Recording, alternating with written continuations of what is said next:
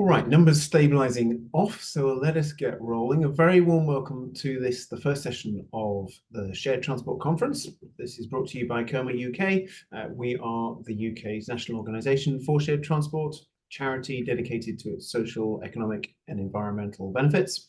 This is the only such event of its kind in the country, and we're delighted you can join us online today. For this session, we have 3 other sessions through the day, all on separate Zoom links, and we hope they will give you insight and encouragement. I want to start off by thanking all of our sponsors, listed up there on the screen, without whom no conference, all of our speakers, without whom also no conference, and our chairs, as well as the phenomenal little team at CoMoUK that works so hard to put this together and work so hard through the year to do all that we do across shared transport.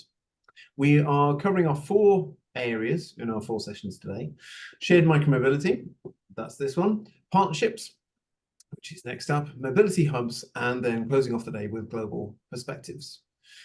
It's been an intensely mixed year, 2023, from a shared transport CoMoUK point of view. We've had some real highs. For example, EV charging infrastructure funding from the state at last being open to car clubs. And a very interesting move on the zero emission vehicle mandate to incentivize manufacturers to supply cars to car clubs over private markets, which we take as an encouraging signal in general also.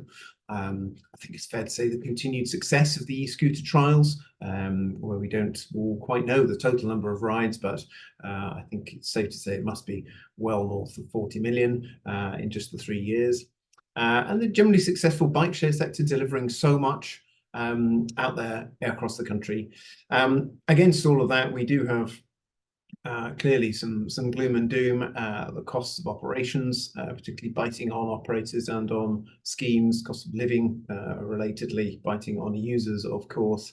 Policy regressions, the active travel funding cut, the delay in the cut-off of new sales for ICE vehicles, the Scottish Government turning away from its shared mobility programme. So there's a real mix, as I say. Hopefully today gives us a chance to pause on all of that, dive in and emerge armed and inspired for 2024, which is going to bring, I think, quite a bit of changes across the country. Things are moving fast, except when it comes to climate change policy, they're not moving fast enough. So with all that in mind, let's get cracking. We are in this session going to have a format of a couple of minutes of opening remarks from each speaker on their top 3 lessons learned. Do throw any questions into the chat that occur to you, and we might come to any at that point while they're fresh. And then we'll come on to a panel discussion among the speakers chaired by me, and then we will come to your excellent questions and have a general discussion. If you're posting on social media, then the hashtag is CoMo, C-O-M-O 2023, 2023, so do please join us there. And first, can I turn to Alex Naughton, Transport Policy Officer at the Liverpool City Region Combined Authority. Alex, over to you. Yeah, just going to share the screen if I can.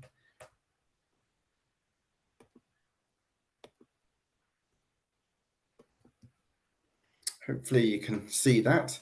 I'm Alex Naughton from the Liverpool City Region Combined Authority in the Transport Policy team, coordinate the Liverpool trial from a city region level and work closely with our partners at Liverpool City Council, who handle the operational contract side of things.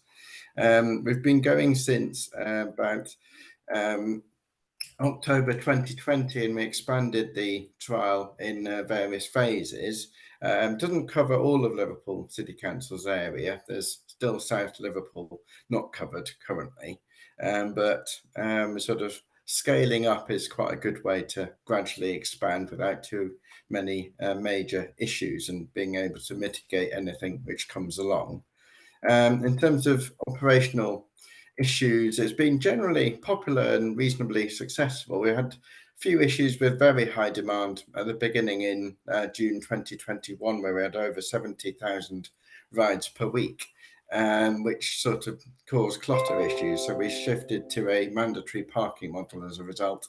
And we've got, working with Merseyside Police, a nighttime economy, no riding zone on Friday and Saturday nights after 9 p.m. And that's been really, really successful over the main city centre in Liverpool. We've had high demand, usually 30 to 40,000 rides per week currently, which is really, really good news. All the usual mitigation measures in place. Parking issues are perennial issue, which I'm sure everyone is facing as well.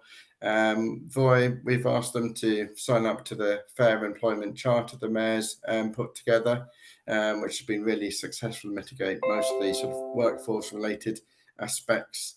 And generally we've been reasonably successful. And we've had 45% modal shift from private cars, which is good news.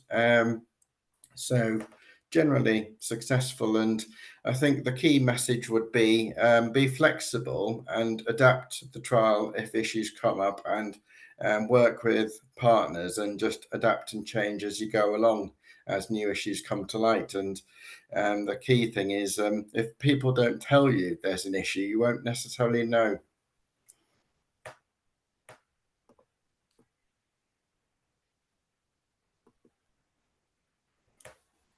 Super, thank you very much, Alex. I wonder if you're okay doing it, Antonio. Should we run our first poll now? We've got a couple of polls planned in this session. I think it follows on from what Alex was saying. So let's see if we can chuck that into the mix. Is that the poll on parking? Yes, please. And then any questions for Alex, throw them in, or we can come to that later. Okay, so poll should be up on your screen. Do you favour mandatory parking for shared micromobility? So for shared bikes, e-bikes, e-scooters, yes or no? You favour free floating or a mix? We'll give it about 30 seconds.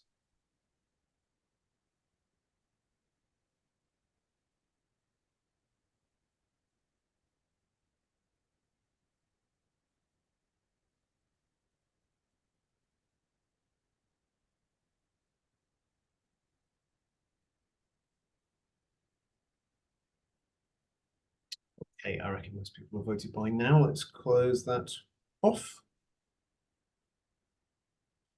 Great, thank you. Okay, mandation winning out over anything else, although not by a huge amount over mix. You know, I think that's something we don't have the joy of comparing with past results, unlike the excellent CoMoUK annual research series. But I suspect that's gone up, that favoritism for mandating parking over time. All right, thank you. Okay, thank you, Alex. Now we have a bit of a double act coming up. So we have Agathe the Canson of London Councils and Helen Sharp of TfL. Agathe, I'm going to come to you first, and I think you're going to mix and match between you. Thanks, Richard. Can you hear me just about okay? Yeah, it's just about okay. We were testing Agathe's sound earlier, and it's a little bit faint. I think we're just about okay. Okay, thanks, Richard. I will share my screen.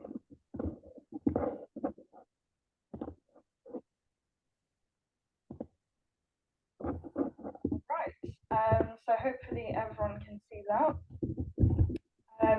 So we're going to start off just talking a little bit, putting the discussion into perspective a little bit. One of the reasons that micromobility is so important to London, but also to the country generally, is that it really has strong potential to help us tackle climate change. So that's something that we're keeping front of mind for the e-scooter trial, and as we speak about micromobility more generally in London, we know that we need to cut fossil fuel demand, and this might be one of the ways to help achieve that. So at London Councils, we've run a climate change programme, and one of the strands of that programme looks at transport, and our aim is to cut fossil fuel journeys by half. So this is a part of that. So just to give that perspective, I'll hand over to Helen now. Thanks, Agathe. Morning, everyone. Yeah, as Agathe just said, obviously kind of the climate emergency is our kind of overall call to action. But for London, we also have the Mayor's Transport Strategy. So this is kind of the public statutory document that sets out all of the Mayor's plans for creating sort of a fairer, greener, healthier and more prosperous city. And obviously transport, not just the transport modes that TfL provides, but transport more generally is the kind of cornerstone for being able to do that. I've put sort of two excerpts up on the screen because I also think that it's worth bearing in mind a couple of things before we talk about challenges and opportunities, especially when we think about micromobility. So last week there was a conference, Polis conference in Belgium, and they also published a paper which some of you may have seen. But there was 2 points when I was just reading through some of the context that kind of really stuck with me. So one is just to remember, I guess, that we're not competing sort of mode to mode. So it's not sort of a bike's better than scooters or a people shifting from the tube onto bikes. It's really about trying to get to a point where we've actually got quite a mature set of options, and together all of those options kind of really start to create that point where we actually do have a viable alternative to the car. So I think that's one thing just to keep at the back of your heads. And the other bit, and I'm sure we're all hyper aware of this, but just the disproportionate attention that micromobility seems to generate, within a public space, within a political space, within the media. And I think it's just worth recognizing that there are kind of multiple levels of bias that are kind of existing, and that can make things feel really hard. But it also is just worth keeping in mind when we, it can be a really great opportunity as well as a challenge. If we move on to the next slide, we're going to try and talk through a little bit about what's going on in London in the micromobility space. I think it would be an understatement to say that there is a lot going on in London. So we have both the TfL run cycle hire scheme, so Santander Cycles. This is a docked scheme. It's been around for over 10 years. It's operated through a concession contract, and it has its sponsorship contract.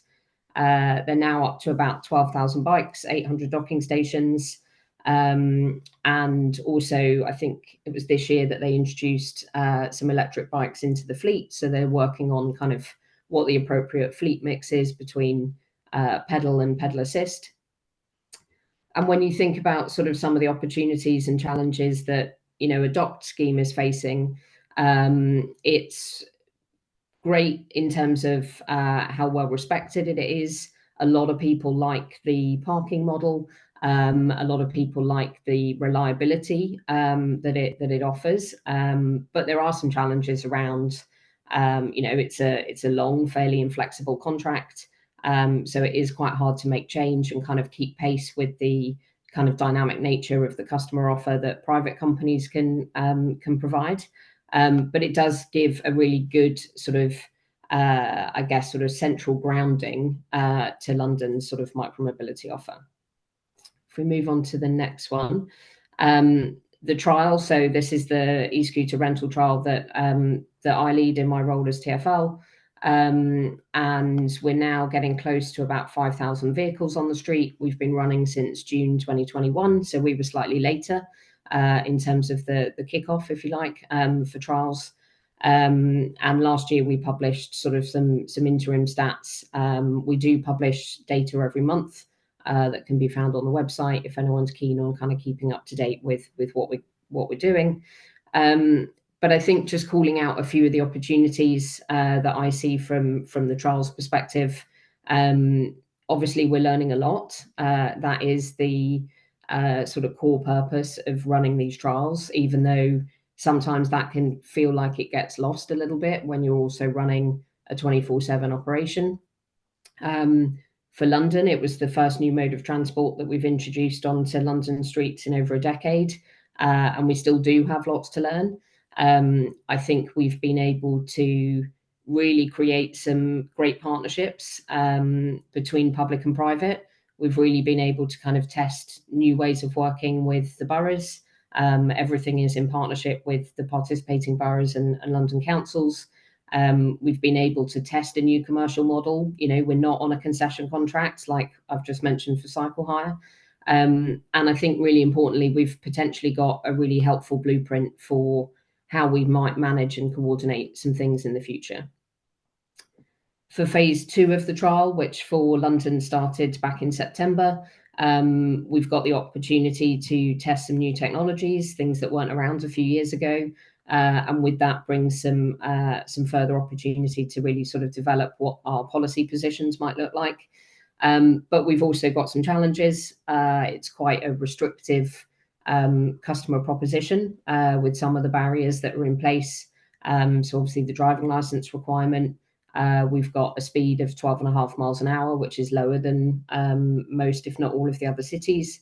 We've got an age limit of 18 plus. And so trying to kind of make sure we're always navigating towards a proportionate response, I think is really quite challenging, both internally and politically.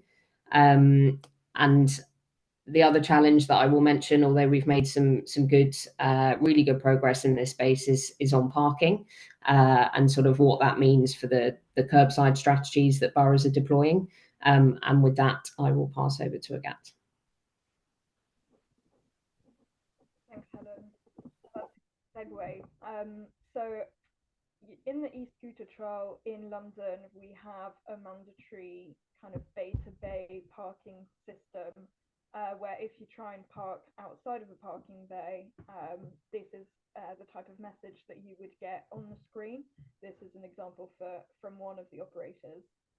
And Agathe, I'm sorry to jump in here. Just it is very quiet and quite hard to hear. So don't know if there's anything you can do your end with that, but just say that. That's okay. Helen, do you want to pick it up then? Yep, happy to. Can you add the other, do a few more clicks? There we go. Yep, so as Agathe was saying, although you might not have been able to hear, so we operate mandatory parking in London.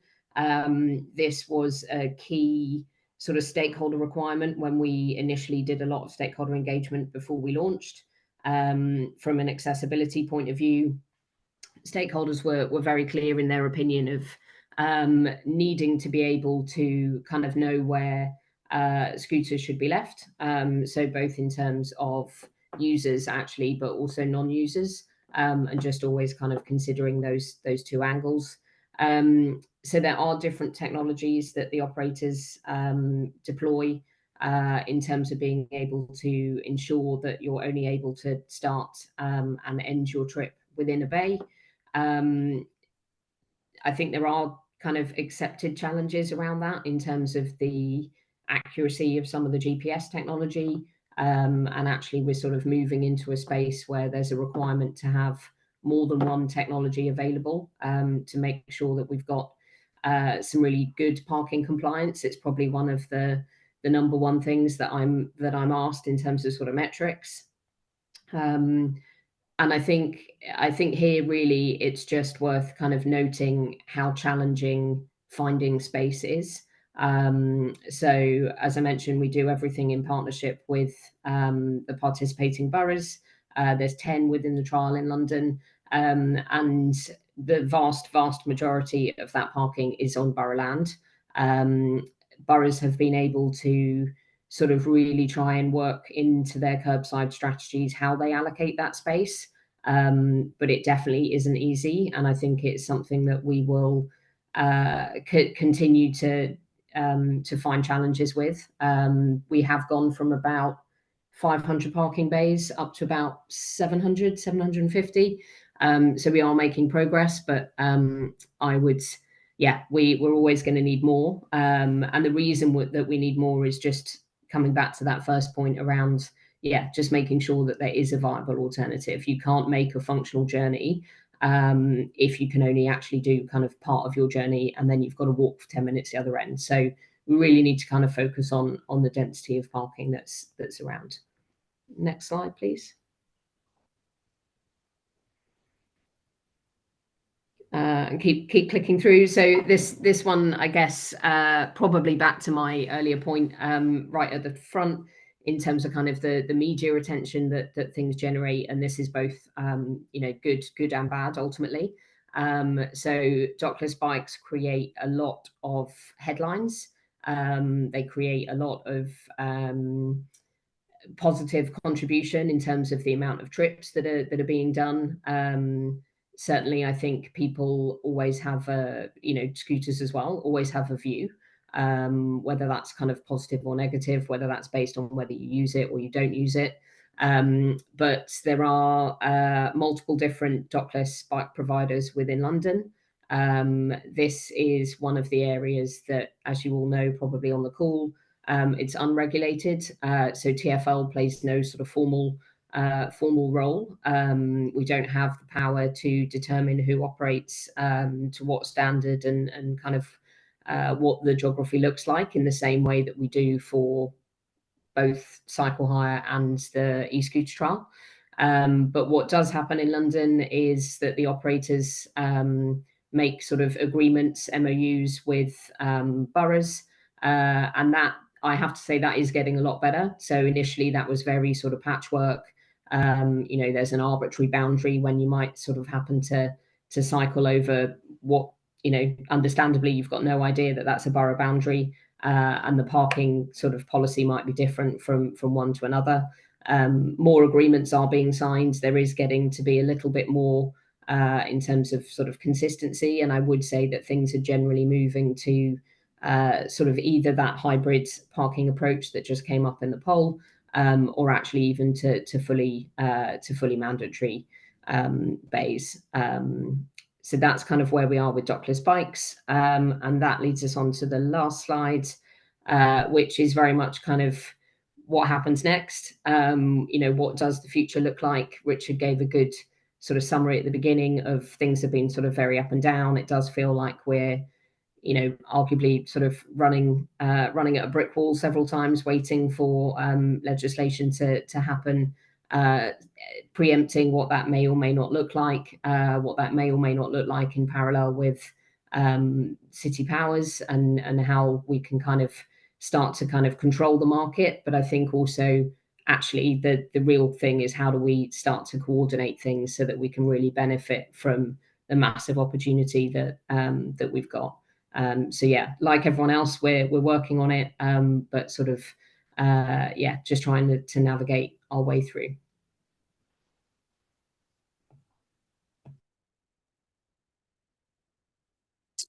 Thank you both. Brilliant. We do have a question specifically for TfL, so I think let's take that one at this point. From Mark, asking, what's the balance in numbers between on-road and on-footway bays? This is a perennial debate, so yes, come to you, Helen and Agathe, for that. And if any of the other speakers want to chip in on this, feel free. I don't, off the top of my head, know the exact split. I don't know whether Agathe does. I'm very happy to find out maybe during the course of this, but more bays on the carriageway, on the road than on the footway. I think the split is about 60-40. So Agathe, I think, sorry, it's hard to hear. I think you're saying 60-40 in favour of in carriageway, 60 in carriageway, 40 on, yeah, okay. And I think, is it fair to say that's something that shifted towards the carriageway over time during the trial, for example? Yeah, that would be my perception too. Okay. Okay. I mean, I would jump in here and observe that the from what we see at CoMo, with all the engagement we have with authorities and with operators, there is an encouraging trend toward getting stuff in the carriageway. I feel like adding the words "at last" to it, because it's something that's sort of really only got going in the last 18 months, 2 years perhaps. And it is, you know, I think it is fair to say it's quite tough all round. Hopefully what DFT is up to with digital TROs is going to help us all out here a bit, because certainly I think the process gets in the way as well as the intent. I was very struck by the points earlier about the very high bar that new things are set to. You know, I think if we invented the car now and came along with that for approval, I've got a struggle to make the case for that. but here we are. Another question's come in from Augustine for TFL. What's the most efficient option, e-bike or e-scooter, in regards to CO2 footprint? So I can attempt to answer that one. So obviously they're both zero emission at tailpipe. One of the main challenges, I guess, in terms of the e-bike market is we don't receive full data. So any data that we get is on a voluntary basis from operators. And with the e-scooter trial, we make sure that there's specific requirements within our contracts. So operators have to use zero emission fleet for redistribution. They have to use renewable energy in their warehouse and in the rest of their operations. But this is an area that we are looking to do a little bit more because again, the kind of ESG world is fairly new as well. So we are looking to do some more studies specifically on the e-scooter side. Can't really comment too much on the e-bike side because it depends is the answer. Thank you. I'm going to, if it's all right, I'm going to hold the questions from Steve and Heather for once we've heard from operators also, because I think they'll make more sense to dive into there. Thank you, Alex, for your points on parking. And I think let us then get to our next speaker and keep moving. We will come to all the questions in the chat when we come to the general part of the discussion. We also have one more poll to slot in, but let's not go there yet. So let us come to Jess Murphy, Head of Public Policy for the UK at TIA, please. Hi, everyone. I'm just making sure. Can you see that okay? Yep, that looks good. Thank you. Cool. So, hi, everyone. My name's Jess, and I work for TIA. I've worked for TIA for over 3 years now, so I've been involved in the launch of all TIA's e-scooter schemes and e-bike schemes in the UK. So I hope relatively well placed to kind of answer any questions today that you might have. I've chosen to talk about York today because we've got lots of London representation on the call, but thought York might kind of add an interesting dynamic, kind of focusing on how we can make, what the challenges and the opportunities for micromobility in smaller towns and cities in the UK. So I'll make a start just with a bit of an overview of York for those that don't know it. So York has a population of just under 250,000 people. There's a big ring road that goes round York, and you can see that map on the right. And within that ring road, the area is about 60 kilometres squared. And our operating area in York is the darker line on the map. So the operating area is broadly within the outer ring road, which makes sense because most journeys would happen within that ring road. York is it's 2 universities, so it's a university town. I don't think it'll be a shock to anyone to learn that York has high levels of tourism, and I can attest to that at the moment. I'm based up in York, and I can attest to that at the moment because the Christmas markets are busy. York's got a very historic city centre, and something you might not know is that the city centre is entirely pedestrianised, and it's the largest foot streets in Europe. So that is great from a kind of walking perspective, but you can't cycle through it. So that's a challenge with York, is that there's a bit of a black hole where our vehicles can't operate. We launched back in October 2020, and we started with 50 vehicles. And this is kind of similar to Alex's point around a slow and controlled expansion in Liverpool. So we did the same. We launched with 50 vehicles and then slowly grew the fleet over the 3 years. And we now have 700 scooters. And we also added e-bikes to the service in April 2021. We've currently got 100 e-bikes on the streets. And since launch, we've had over 500,000 trips in York and over 50,000 riders. So that's a bit of a potted history of York. And I'll move now into challenges and then opportunities. So I think to summarise, if I can, in one line, the challenges in York are that the vehicle growth that we've seen hasn't been matched by trip growth. And the reason for this is parking, which I know is going to be the theme of today. But the demand for the service is suppressed by the lack of parking bays. In York, all the parking bays are on the pavement. There is no carriageway parking. And that is the reason for the kind of reduced numbers. We've got about 140 parking bays in the city.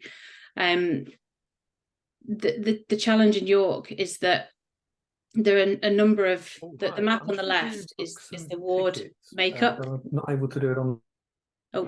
Is the ward makeup of York. So you can see that there's kind of maybe 20 different wards, and each time a new parking bay is required, local ward councillor approval is required, and that creates quite a blocker.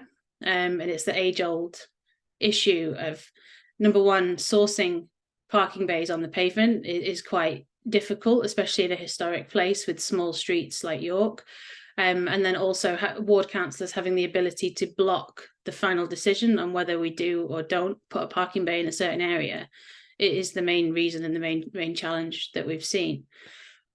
Linked to that, I've said vehicle growth has not been matched by trip growth, and that is not in the case of York, but in the case of smaller cities, potentially financially challenging for operators. Because if in a small market we aren't able to achieve a certain level of top line and revenue, we haven't then got the revenue to cover the operational costs that it takes to kind of run a service. So as I said, York's on the right side of that line. But for smaller towns and cities, we need to see vehicle and trips at a high level to sustain the operational costs. And I think, as Alex and Helen alluded to, another challenge that we faced is that bad press. So I'm pleased to say now, after 3 years, that the kind of bad press associated with rider behaviour really has tailed off in York. And I think part of the success, a lot of the success of that is due to a really, really slick relationship, a slick reporting mechanism that's been implemented by North Yorkshire Police, and just a really high level of enforcement to kind of crack down on poor rider behaviour. And the final challenge that York has is infrastructure.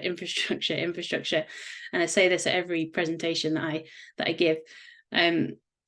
So I live in York, but I work a lot in London, and it's not okay that I feel safer cycling in London than I do in York. And I think that's the biggest challenge that York needs to solve, is more protected cycle lanes that micromobility can use, because that will increase journeys, because it improves the perception of safety. And if you improve the perception of safety, more people are likely to use the service. So final slide, just talking about opportunities. And again, to try and summarize it into one sentence, I'd say 3 years down, shared services are normal in York. It's part of the furniture in the city, which we see in all markets where we've been there for a long time. It just really is part of what you expect to see when you're in the city. And there's definitely growth opportunities ahead for York. One of the interesting points with the makeup of York and the demographic is an inverse seasonality that we see. So most markets would see a peak in summer, like a bit of a bell curve, so kind of suppressed demand in winter and a peak in summer. But in York, it's slightly different. And with the way the students come in and out of the city, we actually see peaks in May and October and November. So that's an interesting opportunity for York for sure.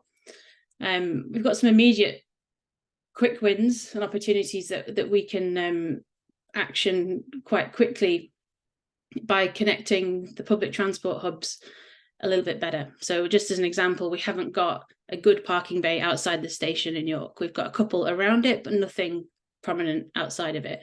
That's linked to York being historic, and the way that the city looks being needed to be preserved. But I think that's a definite quick win, is improved connectivity at the train station. Another opportunity in York would be increasing the fleet further, but again, as I said, doing that through parking bays. And this is something that York have been really ahead of the curve on. So all the trials in the UK have something provided to them by the DFT called a VSO, and that tells you how many vehicles you're allowed to use and in what area you're allowed to use them. And this is just relating to scooters. York, thankfully, have got the whole ring road covered and a fleet of up to 1,000 vehicles. So we're pretty covered in terms of any growth that we want to do. But I know there are other markets across the UK and Essex. I know you're on the line and you won't mind me saying, but the fleet, we're at fleet cap in Essex, but there's clear demand to grow, but we're not allowed to because of the VSO cap being at a certain number. So that's it's an opportunity for growth, I think, across the UK for other markets. Not one we're seeing in York, but definitely a quick win that could be enacted, and we'd lobby for that to be enacted so we can grow fleets in markets where there's clear demand.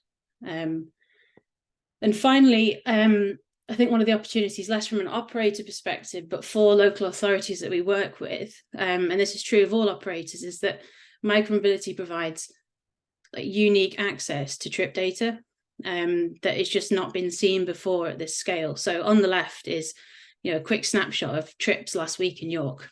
So what I can see there is popular routes and speed of journeys, and we can see where trips are starting and where trips are ending. And this is really unique data that helps City of York Council inform their infrastructure planning and all sorts of stuff. So yeah, the vehicles can provide really helpful information on that side of things. So that's everything I wanted to say, but happy to take questions.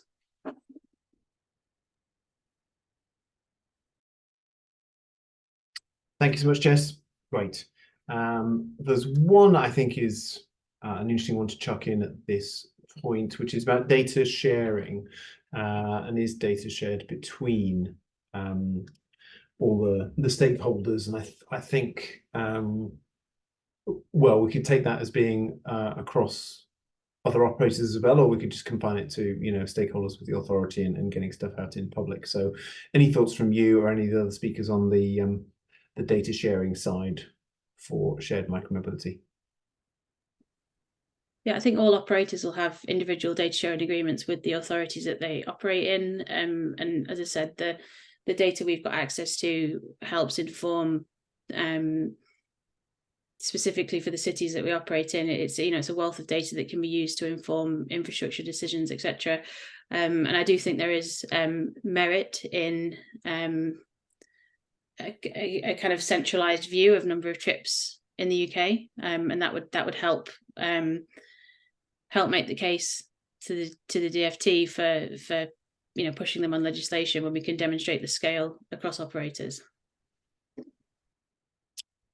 Yeah, thank you for that. I certainly agree with that point about the well, that's accurate, and agree with that point about the need for understanding some key metrics, including total number of rides. But I think a few other totemic ones as we go into what's certainly one way or another an election year, and the issue of legalization of e-scooters is just not going to go away. So whoever is the next government will have to continue to do something about this issue, even if that's ignoring it, because that's taking inaction rather than action, but it's still doing something. So we agree. We're going to see if CoMoUK can play a role in pulling those together. Let us come to there are a couple of other good questions for operators, but I think let's hear from Alex at first, and then we can wrap all the speakers up and come to those. So Alex, let's come to you next if we can, please. Thank you. Yeah, sure. Hi everyone. Hopefully you can see and hear me okay. Yes, hi everyone. I'm Alex Berwin, so I'm head of policy at Forest. I'll sort of canter through these slides just so we've got enough time at the end for questions. Appreciate there are some international attendees on the call. So if you haven't heard of us before, we're Forest. So we're London's most affordable and sustainable dockless e-bike operator. Our mission is ultimately to bring cycling to local communities and remove unnecessary car journeys from our roads and directly contribute to improving London's air quality. And uniquely at Forest, we also offer all riders with 10 minutes of free riding every single day. So that means we're the cheapest dockless e-bike operator in London, and we have actually made cycling far more accessible to many more Londoners than otherwise they would have maybe had the option to. We do this through our innovative ad tech platform, so where we show adverts from our partner companies to our users. We're seeing huge growth in London, an uptake of our bikes since we launched in 2020. Not only has this helped to remove over 370 tons of CO2 from being emitted into London's air. We've also, in the last year, given away 20 million free minutes to our users. So in a sort of cost of living crisis that we're currently all living through, this is a really unique and compelling offer that we're able to give people. So not only helping people save money, but also, and ensure that they have access to cycling. We're hugely proud of our strong network of borough partners across London, who we work very closely with to meet the demand that we're seeing for our service. We have over 8,500 bikes now in London, and that number will continue to grow as we expand into more boroughs in the coming year. So watch this space. And just a quick note on our customer base. So given our affordability, which so we're 23p a minute in London, and obviously you get your 10 minutes free, we're nearly half the price of our nearest competitor. So over an 18-minute trip, we're sort of half the price of our competitor. As with other micromobility operators, we do see a significant proportion of our users being male. This is something we're determined to understand in more detail and try and change through user consultation, particularly around the vehicle itself, but also funding research and cycle training in local communities so that more women feel more comfortable accessing our service. But interestingly, you'll see 22% of our users are from the lowest income bracket. So I think that is something that we're really proud of. And again, because of our affordability, we're able to provide the service to more groups in the community. Many of the challenges and opportunities that I'll touch on in a minute will have a direct impact on tackling some of these more stubborn micromobility trends, particularly around gender and income. And will not only help widen access to cycling, but ultimately make our cities cleaner and healthier for everyone. So just on some opportunities. So, I mean, the overarching opportunity of micromobility, as the other speakers have said, is that it reduces the burden of car-centric urban mobility. So we're reducing our over-reliance on private cars. At Forest, that is ultimately our driving mission. We truly believe that that is achievable through affordable and sustainable mobility options. So expanding access to active travel is one of the clear opportunities here. So the data and evidence on this is very well known. CoMo's own research and survey has found this year that 84% of respondents said bike share schemes may provided them with more exercise. 30% said that bike share schemes saved them money. And also we saw through the CoMo's research as well that a high percentage of women in particular were more incentivized to pick up cycling again after a break of 1 year or more, at sort of 66% compared to men, 61%. There's also been some research over in the States. In Colorado, they found that actually the implementation of bike share schemes resulted in a reduction of 4.7 premature deaths and actually saved $36 million in health economic impacts every year. So there's really clear evidence being shown through across the world actually that bike share schemes are contributing to healthier lifestyles and getting people out and about more. Those who cycle daily, actually, it helps ease urban congestion as well. So it cuts down on transportation costs and it champions environmental sustainability with zero fuel usage and carbon emissions. So it's worth mentioning here that bike share users are saving on average $563 annually. This is some international research done by Colorado State University as well, displaying that financial environmental advantages of bike share schemes. On modal shift, obviously, there's a huge opportunity for getting people out of their cars, as I mentioned. So 8,000 hectares of central London is occupied by parked cars currently. And we know the average car in London is parked around 95% of the time. So micromobility is particularly suited to cities in the UK, and particularly cities like London. There's a real opportunity with the next mayoral election as well coming up to really rethink how we use that space. The demand for cycling is clearly there. So it's essential we rethink our approach and try and reallocate as much space as we can to modes that we know will be used, but also will help tackle the air quality issues that we know persist in London. There's also another opportunity here for, I think, as Jess mentioned, to sort of share data with local authorities and the communities that we operate in. So we regularly at Forest share data with our borough partners to sort of help inform their decision making around parking bays and wider cycling strategies and interventions. So Camden, for example, I think that's Steve on the call. We've shared a lot of data with Camden, and that's helped inform where parking bays should be located, potentially where they may be underutilized, and then also we can obviously feed into any future decision making around cycle lanes and other sort of cycling infrastructure. So that it ultimately ensures that the spend, which is has to be protected, and strategic interventions are focused on the right places and actually make a tangible difference, not just to our users but to all road users. And then another opportunity that I think sort of Forest is slightly uniquely placed to support is not only we are providing a public transport service, but we're also investing in local communities that we serve and the local economies as well. This is done through a whole range of different ways. We're proud to be a living wage employer. We're a B Corp, and we proactively hire and train up local teams in our Southwark warehouse, for example, providing them with skilled employment and experience in mechanics, logistics, and vehicle management as well. But also through our ad tech platform, we're able to really harness a very innovative way of promoting local businesses and cultural attractions. So we are able to provide incentives for riders to stop at small businesses. So for example, in our map at the moment, you'll see we've put local businesses on there and little pop-ups to sort of provide discounts for Forest users. So at the Globe, for example, and that is ultimately helping not only local businesses but sort of support local high streets and local economies. And we also partner with businesses to provide dedicated parking bays to allow easy access for customers to start and end their ride close to those businesses. And just to touch on the challenges, I mean, some of these have been mentioned already, but a main challenge for us is in London particularly, the individual regulations and agreements. Differing rules and service areas across a single city or region creates significant user friction, and it ultimately negatively impacts the usability of the service.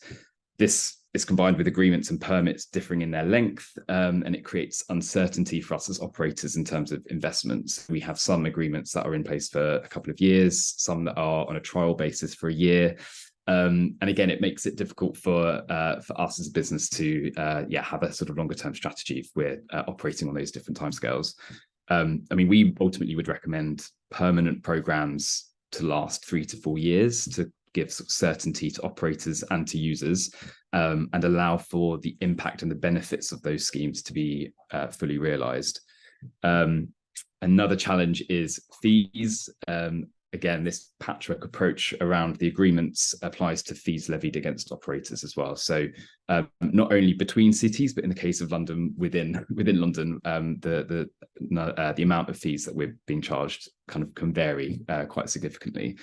That is also fueled by revenue share requirements in tenders and closed bids that can place significant onus on actually the financial outcomes of the scheme rather than other key deliverables from shared micromobility, such as affordability and sustainability credentials of operators.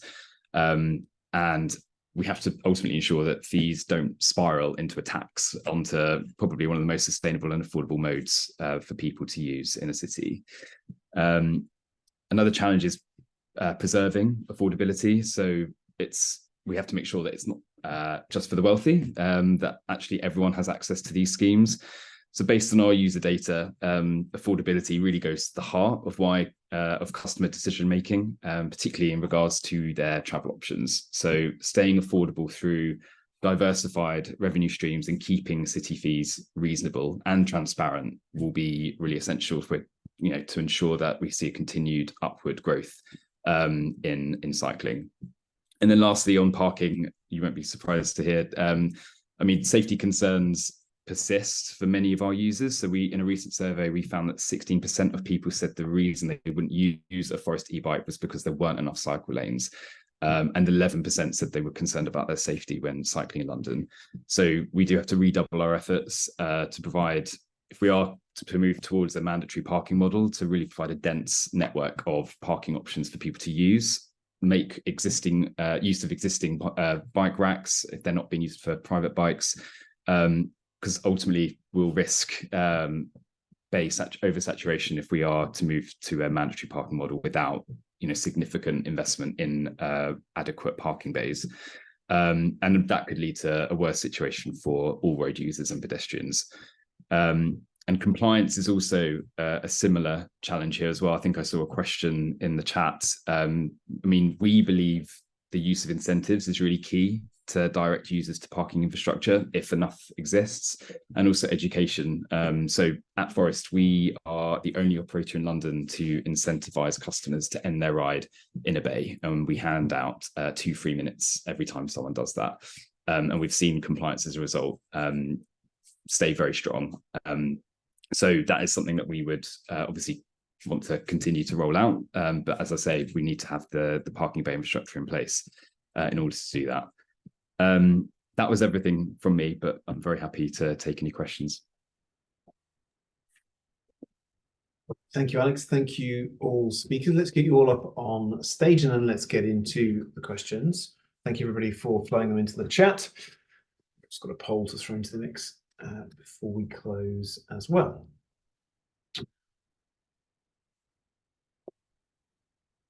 We've got Jess, we've got Alex. We're getting there. We've got Alex.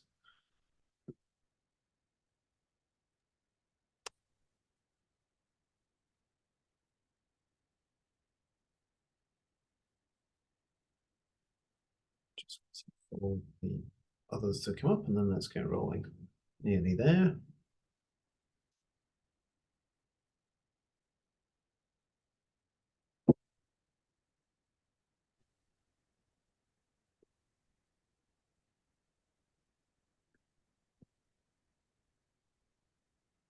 Thank you. Right. I wanted to start with incentives as an area.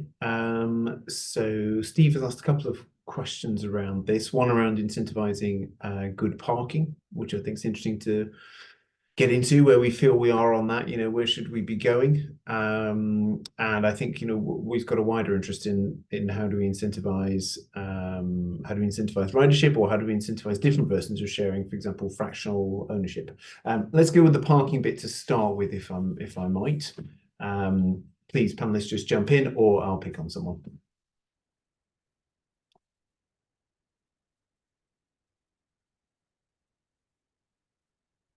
Alex Berwin looks like he's hunting for. So the question is about how to ensure sort of compliant parking through incentives. Is that right?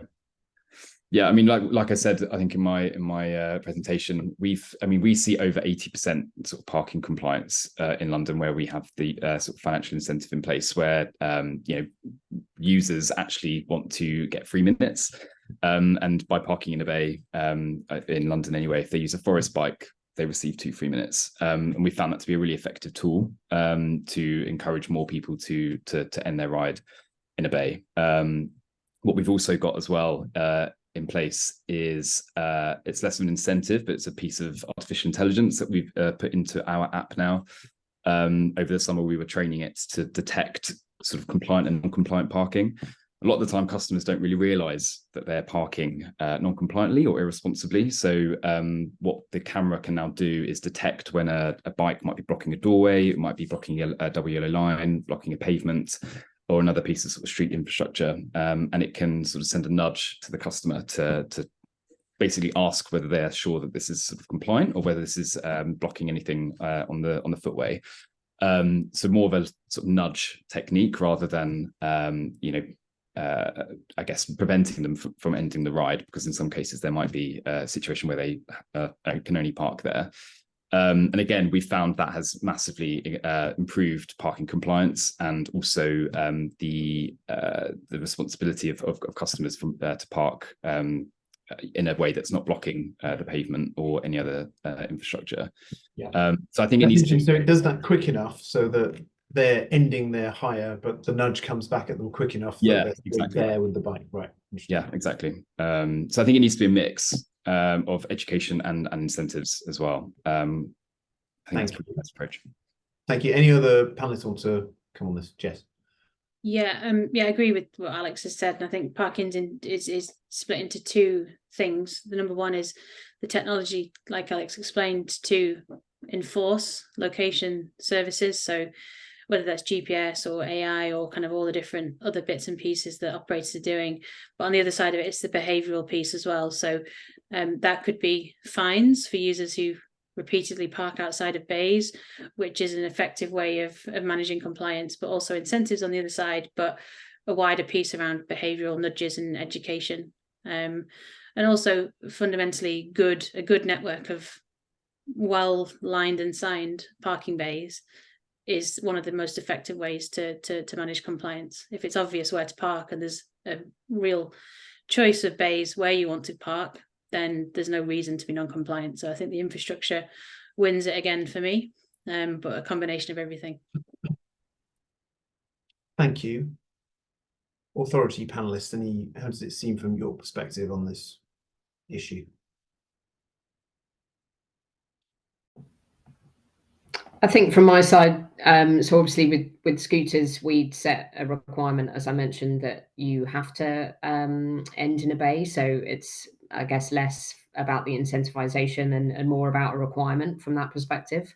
But I totally agree with Jess in the sense that we're in that sort of slight trap between parking compliance is very much the focus, but actually you will see an increase in parking compliance the more infrastructure you put in place. And so the two very much kind of come together. So you've got to have enough parking available in the first place to start to see and encourage people that the parking compliance is going to be good enough, and to be able to share that data with decision makers so that you can put more parking in.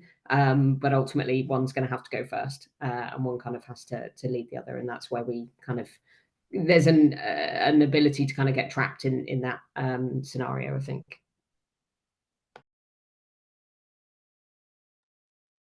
Thank you. That makes a lot of sense. Alex or Agathe, anything you wanted to come in on this one? Otherwise, I will move on. I don't think all the points covered, really. It's a balance between the infrastructure and encouraging the right behaviours of the users, really. Thank you. Now we've got a cluster of questions about vehicle types and more family-friendly options.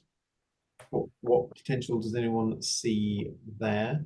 And also about the way people access them. So I mentioned the fractional ownership idea, but also what about longer-term hires? So different versions of the, I guess, pretty established models we've got on bike, e-bike, and e-scooter at the moment. Any thoughts?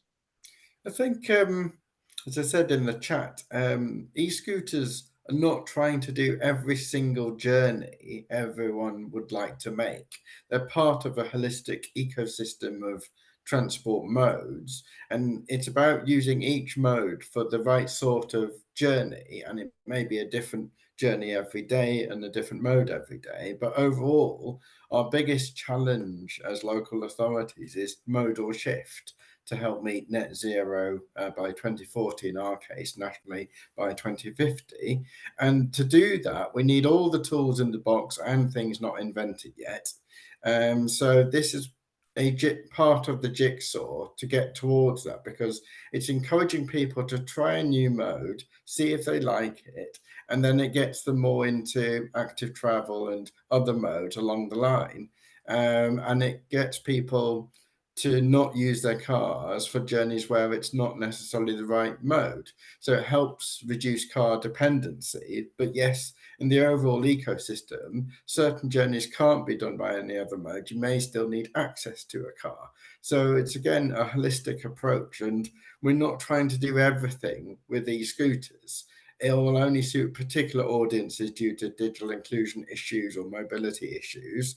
So it's about being clear what we're trying to do with each mode and where they best are placed in the whole ecosystem, really. I think you're exactly right, Alex. And there's a few, to run to the point around for families, when that question was asked, I immediately kind of thought about the trial that's happening in Bristol. So in Bristol, in a couple of weeks, we're going to be launching an e-cargo bike trial which is really exciting. It's going to be super small scale and kind of up to 20 vehicles, but that's going to be a really interesting opportunity for Bristol, but also everyone to learn from, to see how these vehicles are used. That these vehicles can carry children. Do people choose to carry children, or they just want to carry their shopping? So that new mode, a new mode for us, will be piloted at the end of this year, and I'm really looking forward to seeing the results and sharing those wider. And I think there's a question around like long-term hire. So e-scooters can be hired. There is long-term rental options that a few operators offer.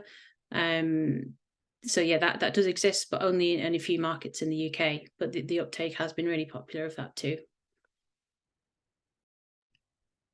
If people can hear me, can I come in on that as well? Yes, it sounds okay now, I think. That is good to hear. I was just going to add to what Alex was saying, just to say that in London, it's a slightly different situation, because in many parts of London, car ownership is much lower than in other parts of the UK. And in many of the boroughs where e-scooters and e-bikes are available, the majority of households don't own a car, let alone the majority of people. So I think it's a good question, because I think as a city in London, certainly, we do need to be thinking quite urgently around how families could benefit from new modes of transport. And I'm glad that Jess has come in to give her example. I know that in London, there are a few boroughs that do also offer out long-term rentals for e-cargo bikes, and that benefits some businesses and also hopefully families too. And there's also a challenge, I suppose, that comes with that, which is around infrastructure again, because the infrastructure for, say, an e-scooter might be very different to the kind of infrastructure that you need to park an e-cargo bike, for example, just taking that one vehicle. So definitely some opportunities there, but also some challenges, something that many London boroughs are looking into. Thank you. Anyone else want to come in on this area? Just to add from a CoMoUK perspective on the cargo bikes point Jess was making, we have a case study already up on our website about existing experience with this, because there's been a small scheme running in London. There's also been the scheme running in Manchester. So we're very keen to see more of this, and I think understand more. So it'd be great to see Bristol get going and learn from that. I think there's some real potential there.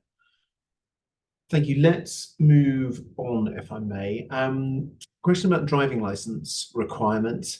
For those not aware, this is a quirk of how the e-scooter trials had to be set up under existing legislation.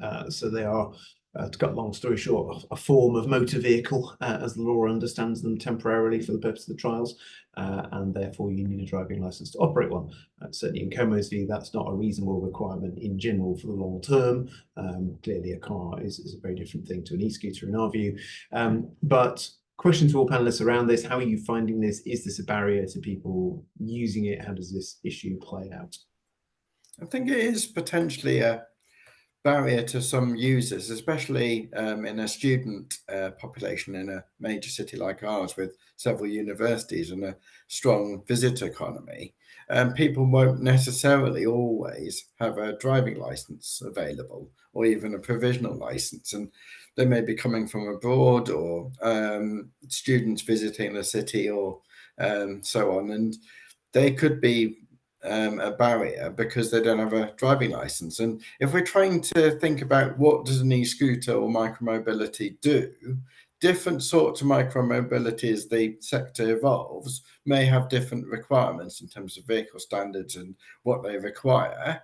But arguably, e-scooters as they look currently are more likely to be similar to bikes and e-bikes, so more likely to head towards similar parameters to them, rather than being seen as a van or an HGV or a bus or a private car or a taxi, which are clearly very radically different types of vehicles, so have a very clearly different legal framework around them. So I think it's just a temporary quirk, as Richard sort of said, but I think that might evolve over time if new legislation was forthcoming under any future government.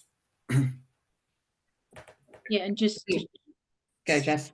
sorry, Helen, just to jump in, I agree, Alex, with what you said, and just from a thinking about the users as well, it's a speed barrier to entry as well. If you're stuck and you think, oh, I'll try a scooter, and then you go to log in, but then it takes 30 seconds to get your driving license out, etc., and then you might not bother and just get a taxi or jump in the car. So there's that speed element that prohibits users, as well as the access concerns that you outlined. I was going to say something very similar, but I think to Alex's point, it is a challenge, and I said it in the kind of opening about keeping things in proportion. And Richard, you made the comment of kind of, if the car was invented now, what kind of level of rigor would it be assessed against, and would it even kind of get through from a safety perspective? And that is the inherent bias that exists. And that we kind of face against. So I do think it's important to just keep coming back to as Alex said, what's the equivalent? And what is the thing that we should be comparing it to? Granted that invention is here and new things are going to be made, but I think we should be kind of challenging to keep things in proportion. The spontaneous nature of hires is the point that I was going to make that Jess covered. So it will suppress demand from that perspective, but it also, I think, plays there's a safety aspect to it. So especially for women, potentially, it's been in a couple of studies recently. You don't necessarily want to stand on the street. You've already got your phone out, then you're going to have to be scanning your driving license. So there is kind of the demand aspect, but also I think we need to recognize some of the safety angles to it as well. Yeah, that's a very good point. I was in an EV charge point discussion the other day where the exact same point was being made about where chargers go and the orientation of them and so on. Thank you. Anyone else want to come in on the driving license area? In which case I will move us on to a poll, if I may. We've got one left to run here, which is about bike share. Because it's often the way that in a micromobility session, if you don't watch it, you end up talking about scooters all the time and not about bikes. So let's make sure we get a bit of bike stuff in. So very simple, should there be a dedicated funding program for bike share? Yes or no? We've not gone complicated with whose exact funding this should be. Should it be central government? Should it be local government, etc., etc. But some sort of planned subsidy program for bike share. Give it about 20 seconds or so, and then a couple more questions I think it would be great to tackle, and we will draw to a close on time, 10:45. Right, thank you. Hopefully everyone's had the chance to vote now, so let's throw those up. And I'm intrigued by the 13% who say no, and I'm very up for getting their views into the chat. Thank you all for that. I was expecting majority. That's a pretty big one. So let's just come to a couple more questions before we close. I wanted to wrap a couple of earlier thoughts from the chat into one about parking, and specifically that we had the varying figures, 60-40 in London, but 0 in York around on carriageway parking, and how the panelists feel that debate is shifting where we should end up. How much of a struggle is this still? I think in carriageway parking is a good solution in sort of higher demand areas where there's likely to be a whole stack of e-scooters parking in the same place, because if it's on the pavement, it'll encourage pavement riding, number one, and it'll also cause clutter in the street environment. But each parking solution isn't necessarily appropriate in all locations, and it's about tailoring the solution to the right location. And the parking space solution might not work everywhere. There might not be available space physically in a safe location where the demand is needed. So I think it's again, with many of these things, it's a very nuanced approach, and we need to be aware of all the solutions available and sort of use the right solution in the right place. And there's no one size fits all to any of this, really. I think when it comes to parking, from the London perspective anyway, what we have to bear in mind is that boroughs in particular that are responsible for 95% of the roads in London have faced really significant uncertainty when it comes to these modes, and that really does not help build a business case for putting parking bays in the carriageway, because the uncertainty around the trials, the kind of length of the trials, the legislative status of e-scooters, legal status of e-scooters, and also uncertainty around regulation or not regulation for e-bikes is really hindered that. But nonetheless, we have seen really significant progress that Helen kindly went through for me in the slides, where boroughs have been putting quite a lot of parking in the carriageway. And I think from a policy perspective that a lot of boroughs do want to do that in London, but it is a very significant financial cost. And I did want to say, and also in relation to the poll that you just ran, Richard, that boroughs in London, and I think local authorities across the country, it's fair to say, are facing unprecedented financial pressures.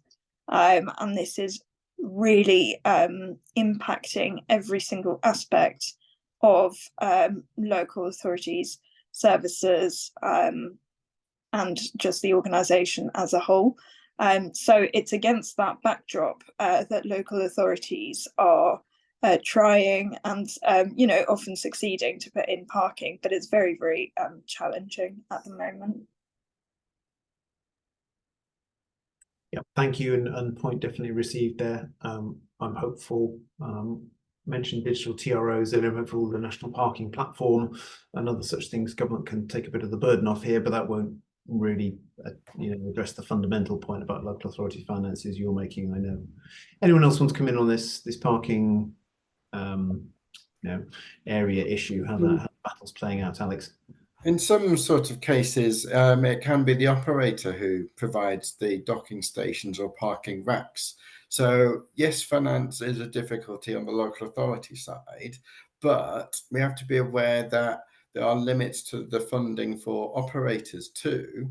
They're sort of UK-based operators who are smaller in scale and therefore may be more likely to need public subsidies, but they're also the big global operators who are slightly more financially well resourced. Therefore, they may have more ability to do stuff without subsidy.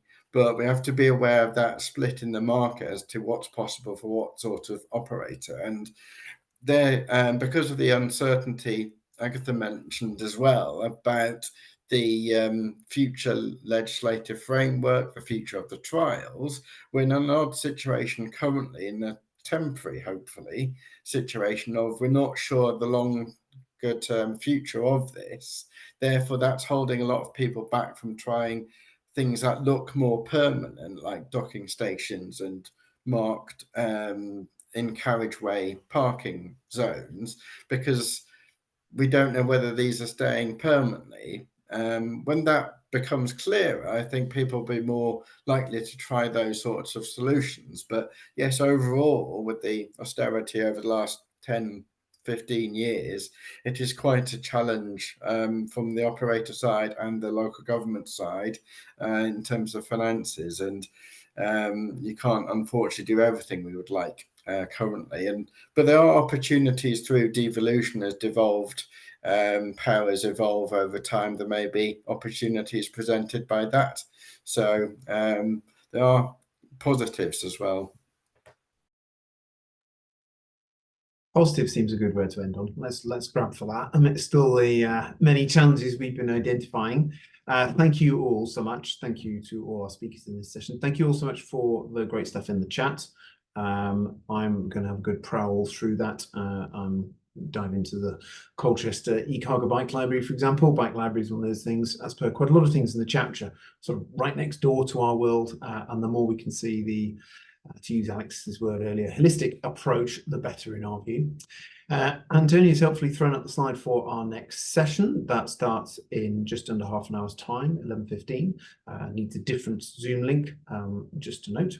That is all about partnerships. We have a great range of speakers lined up for that. Partnership is particularly important in the shared transport world. So we've got people from the operator side, from community groups, from Better Points to the incentivization questions that have come up here, and from consultants too, chaired by the chair of CoMoUK, Matt Clark from Steer. So hope you can join us for that. In the meantime, thank you so much and see you soon.